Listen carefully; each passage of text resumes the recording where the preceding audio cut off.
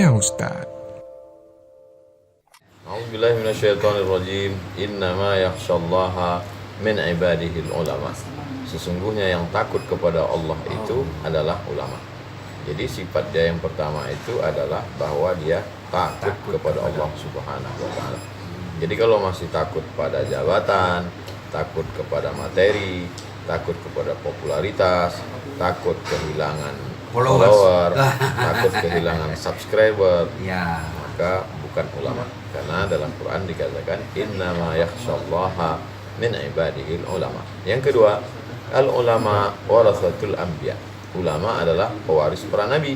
Karena nabi tidak meninggalkan istana yang megah, nabi tidak meninggalkan kereta kencana dari emas. Nabi hanya meninggalkan ilmu, dan ilmu itulah yang diwariskan dari nabi ke sahabat, dari sahabat ke tabi'in, dari tabi'in tabi'in sampailah ke imam-imam mazhab. Lalu kemudian Imam Syafi'i punya murid Rabi' al-Muradi, Imam al-Buzani, Imam al-Buaiti.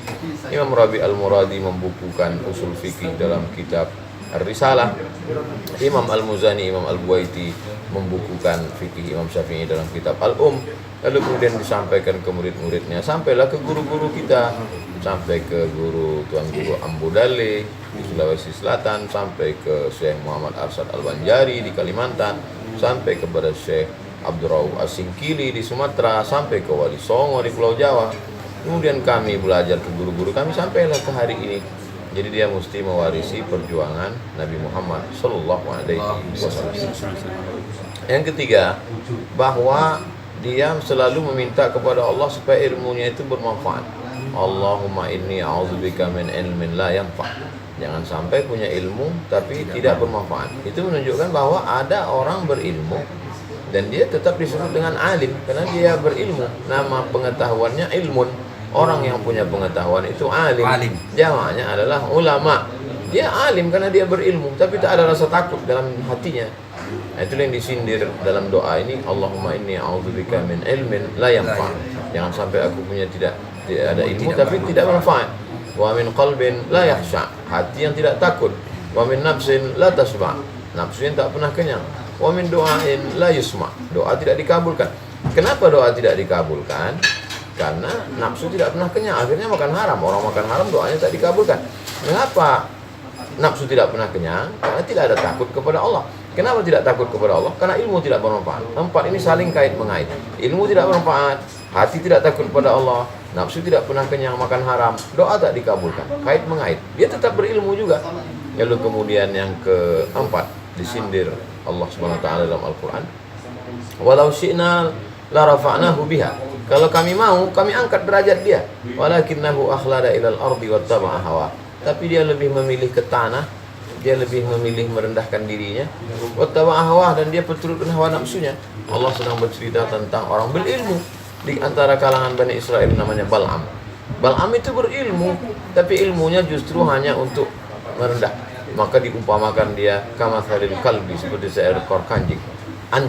Intahmil alaihi yalhas atau tatrukhu yalhas. Seekor anjing, kalau kau ambilkan kayu bentungan, kau lempar pun dia tetap menjulurkan lidahnya. Kau diam pun tetap tak ada efeknya. Ilmunya itu tidak berefek sama sekali untuk dia. Kenapa?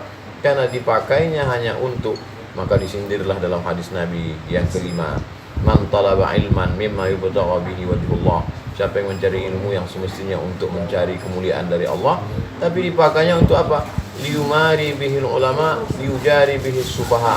Justru untuk mendebat para ulama dan untuk membodoh-bodohi orang dungu, orang-orang jahil. Maka lam yajid al-fal jannah, dia tidak mendapatkan bau surga.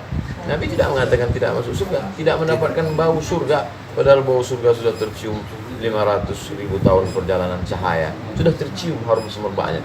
Dia jangankan masuk, mencium baunya pun tidak. Jadi pertanyaan jamaah ini, pertanyaan dari jamaah yang disampaikan ke Dr. Dasat. Dr. Dasat menanyakan ke saya, malah dalam hati saya, jangan-jangan ini pertanyaan ini menyindir saya.